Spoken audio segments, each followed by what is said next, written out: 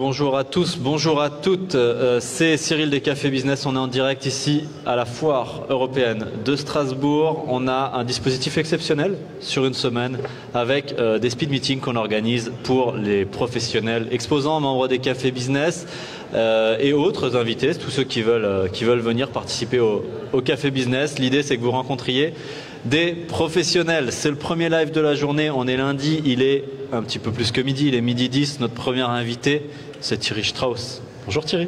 Bonjour Cyril. Comment ça va? Ça va très bien quand je te vois. Eh ben écoute, ça fait plaisir de t'avoir comme premier invité. Premier invité, tu étais aussi un des premiers membres des Cafés Business. Alors tu es gérant de 4 pressings à Strasbourg, commerçant depuis une quarantaine d'années, mais je te laisse te présenter. Eh ben, tu as presque tout dit, voilà, les gens me connaissent comme ça. J'ai pas grimé mon habit d'Alsacien parce que d'habitude j'ai mon habit d'Alsacien avec ma voix. Là, je suis venu un petit incognito pour me livrer avec Cyril, que je remercie de m'avoir invité. Bah écoute, ça fait plaisir. Les Cafés Business, toi tu es maintenant avec nous depuis 2 ans, presque depuis le début. Pourquoi tu as choisi de nous suivre dans cette aventure et qu'est-ce que ça t'apporte les Cafés Business? Ah bah les Cafés Business, c'est quelque chose, hein. Je pensais pas que ça allait durer si longtemps. J'étais venu pour venir vous voir une fois pour tester. Pour boire un café. Voilà. Et j'ai tout de suite été conquis par cette présentation et ce réseautage. Ok. Qu'est-ce qui te plaît? Rencontrer des gens, découvrir des lieux? Ouais, moi je regrette juste une chose, que vous n'avez pas fait ça à mes débuts il y a 40 ans plus tôt, mais je crois que tu n'étais pas encore vraiment né. Et effectivement, alors j'ai une collection comme ça de cartes de visite, dans lesquelles je pioche régulièrement avec des gens que j'ai rencontrés. Et je suis très satisfait de leur travail depuis que je travaille avec eux. Depuis que tu travailles avec eux. Donc, tu as parlé de tes débuts, tu as dit que tu aurais aimé avoir des solutions de réseautage depuis le début.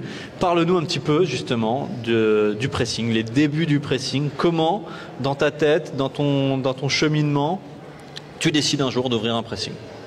Oh ben c'est bien simple. Je faisais de la prothèse dentaire, ce qui n'avait rien à voir.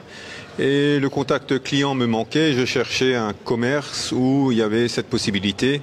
Et mon ancien dirigeant de basket vendait pour la retraite son pressing. Et j'ai décidé d'abandonner mon poste de prothésiste pour travailler avec lui pendant 3 mois. Et tout de suite, ça m'a bien plu. Ok, donc pendant 3 mois, tu bosses avec lui, il te forme, et après tu reprends l'activité directement. Je prends l'activité directement. Lui, il n'est pas très loin parce que sa femme avait un salon de parfumerie, donc dès qu'il y avait un petit couac ou un petit détachage spécifique, exactement, il venait m'aider. Donc la passation s'est très bien faite, à tel point que beaucoup de gens croyaient que c'était mon papa. Hein. Ok, tu avais quel âge à l'époque? J'avais 24 ans. Ok, donc tu t'es quand même lancé dans l'entrepreneuriat assez jeune. Très. Voilà, alors que tu avais une carrière qui était déjà presque tracée de j'ai eu mon CAP, mais c'est vrai que le métier de pressing est quand même top parce que on regarde pas l'heure. On est quand même en contact beaucoup avec le client, mais c'est quand même assez court et on s'embête pas du tout. Donc c'est le contact en fait que toi tu cherchais, le côté un petit peu commerçant, mais j'ai pas besoin de baratiner non plus pour leur vendre quelque chose. C'est un service à la personne et c'est très bien. Et donc là on est sur le premier pressing. Il se situe où ce premier pressing? Le premier à l'époque se situait rue d'Austerlitz, que j'ai dû déménager parce qu'une zone piétonne pour un pressing c'est pas terrible. Donc ensuite j'ai eu la rue de Zurich. Et puis j'en ai suivi d'autres. Je suis aujourd'hui dans 4 quartiers différents de Strasbourg. Ok, pour reprendre le cheminement, au bout de combien de temps tu ouvres ton deuxième pressing? Au bout de combien de temps tu ouvres ton troisième? En fait, ce qui est important pour nous de savoir, c'est comment se passe l'évolution. 1984, donc c'était l'ouverture, la reprise. En 1996, donc 12 ans plus tard, c'était la rue de Zurich. Et en 2011, c'était le pressing de la Robertso, et en 2016 le pressing de l'Orangerie. Ok, donc le dernier est quand même assez récent. Assez récent, oui, ça va faire 8 ans. Et le 5e pressing, qui est le plus important peut-être aujourd'hui pour les professionnels mais aussi pour les particuliers, c'est le service à domicile. Parce que je propose depuis le début un service à domicile gratuit à partir de 5 pièces. Donc je viens chez toi chercher 2 costumes, une cravate et je te les ramène gracieusement.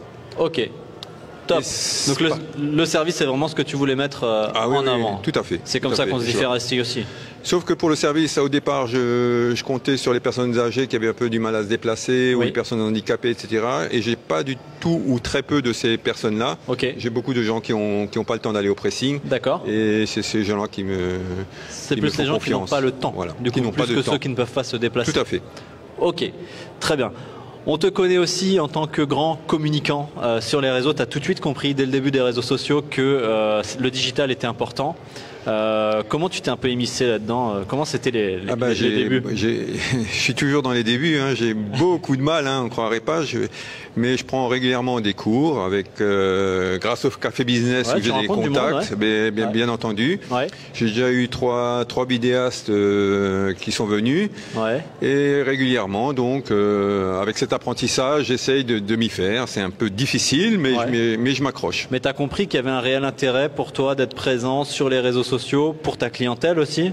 Ah oui, tout à fait. Il y a beaucoup. Moi, je suis très étonné qu'il y a beaucoup de personnes qui me suivent. Souvent, je vais chez eux, qui m'ont jamais liké, qui m'ont jamais fait un commentaire. Des personnes âgées souvent, et qui me disent ah oui Thierry, ce que tu fais, c'est bien, etc. Moi, je suis quand même estomaqué que des gens plus âgés que moi.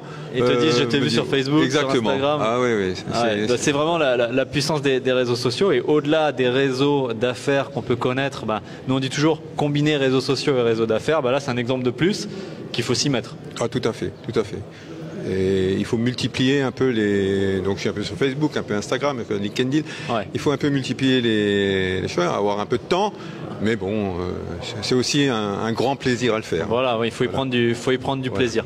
Aujourd'hui, le pressing, c'est, on l'a dit, 4 magasins. Il y a combien d'employés? Alors on est 17. On va s'arrêter là parce que la grande difficulté aujourd'hui, que je n'avais pas imaginé, que je me suis rendu compte il n'y a pas longtemps, c'est que les anciennes qui sont près de leur retraite, je ne vais plus les revoir, et les jeunes n'ont plus trop la mentalité des anciennes, donc il faut un peu... Ah, ça c'est après le management de cette équipe entre différentes générations. Voilà. Alors entre-temps, j'ai fait une formation de coaching. Voilà. Donc ça me permet beaucoup d'abord de me connaître moi-même et de pouvoir coacher mon équipe tranquillement. C'est un vrai enjeu quand même pour ton activité, le personnel, j'imagine. Oui, voilà, il faut les former, il faut aimer ça, mais bon... on fidélise quand même au pressing, il y a quand même des gens qui restent pas mal d'années. Ah oui, j'ai une Eliane qui était chez moi, qui a été chez moi pendant 28 ans, une Béatrice qui était chez moi pendant 26 ans. Donc c'est vrai, une fois qu'elles sont chez moi, elles ont du mal à me quitter. C'est un peu donnant-donnant, hein, je suis généreux, mais d'un autre côté, lorsqu'elles ont un petit mal de gorge, elles sont aussi là à leur poste de travail. Ok, donc la fidélité, ça va des deux côtés aussi, et le management suit également. Les projets, la suite pour le pressing à Strasbourg, c'est quoi? On ouvre encore un magasin, c'est on pérennise, c'est on les développe, c'est quoi? C'est la transmission peut-être? La transmission, oui, puisqu'il y a Marine qui est dans mon équipe, c'est ma fille, qui a encore 4 petits-enfants, qui n'est pas trop sur le terrain, mais qui m'aide considérablement avec le secrétariat et la gestion. Le métier lui plaît beaucoup. Pour l'instant, tant que je suis sur le terrain, elle reste un peu dans l'ombre. Des projets, je vais te dire, j'en ai pas tellement parce que c'est quand même un challenge de tous les jours. Bien faire son travail tous les jours, c'est déjà une grosse tâche, et on se plie à la qualité. Et c'est pas rien. Alors Thierry, on a beaucoup de gens qui nous regardent aujourd'hui, qui nous suivent sur les réseaux sociaux, qui viennent dans nos événements, qui démarrent. Toi qui es, si on peut le dire, un ancien de l'entrepreneuriat, est-ce que tu aurais un conseil à leur donner? S'il n'y avait qu'un seul conseil à leur donner à ces gens, ce serait quoi? Des conseils, il y en a une flopée. Mais quelque chose d'important, comme tu es là, je peux le dire, c'est le réseautage. Pourquoi le réseautage? D'abord, savoir bien travailler, c'est le b.a.-ba. Il faut aussi s'entourer de personnes, parce que je sous-traite, que ce soit de la blanchisserie ou des tapis ou du cuir, avec des personnes également qui font de la qualité, mais pas que. Après, quand on a la chance d'être au Café Business et d'avoir ces cartes de visite, et lorsque vous voulez un gars qui vous fait des cartes de visite ou autre chose, et que vous avez déjà vu, vous pouvez les contacter. C'est beaucoup plus simple de chercher à l'aveugle sur Google. Donc, et ça, c'est une vraie chance. Savoir bien s'entourer, créer son réseau de professionnels, de partenaires avec qui bosser. Exactement. Un réseau solide. Parce que l'inverse, par exemple, l'inverse. Si moi, les cafés business m'ont beaucoup apporté, etc., l'inverse n'a pas encore eu lieu. C'est-à-dire que j'ai pas eu encore beaucoup de clients, ou très peu, qui sont venus au pressing. Mais je sais bien que le retour ne se fait pas tout de suite, etc. Il suffit que demain, il y a quelqu'un qui ait un dégât des eaux ou un incendie, ce que je ne souhaite pas, etc. On pensera, ah oui, Thierry, il est un peu spécialisé dans cette branche-là, et on pensera à moi. Donc il ne faut pas non plus penser que tout de suite, il y a une boule, un ping-pong qui se fait, et on va au café business, et hop, on aura un retour. Patienter, tout se fait avec douceur, et j'ai pas peur pour le retour. Ok. Super, merci beaucoup Thierry pour ce conseil en tout cas et pour ton intervention. Je le rappelle, tu es présent dans 4 commerces à Strasbourg, le Pressing Alsace. On te retrouve sur les réseaux sociaux Thierry Strauss, le Pressing aussi on peut retrouver sur tous les réseaux sociaux, c'est ça? Voilà, vous pouvez pas me louper. On peut pas te louper, il communique beaucoup, donc vous pourrez le retrouver assez facilement. Donc, et je viens de créer juste un petit dernier aparté, une chaîne YouTube à mon nom. Donc mon nom c'est Strauss comme le musicien Thierry. Vous allez me retrouver, il y a à peu près 70 vidéos avec quelques conseils pour l'entretien de votre linge, mais j'ai aussi glissé quelques blagounettes. Forcément. À ton image, évidemment. Exactement. Merci Thierry. On se retrouve sur toute la foire, sur les speed meetings avec grand cette plaisir. semaine. Merci pour ton intervention et on se retrouve plus tard pour une prochaine interview.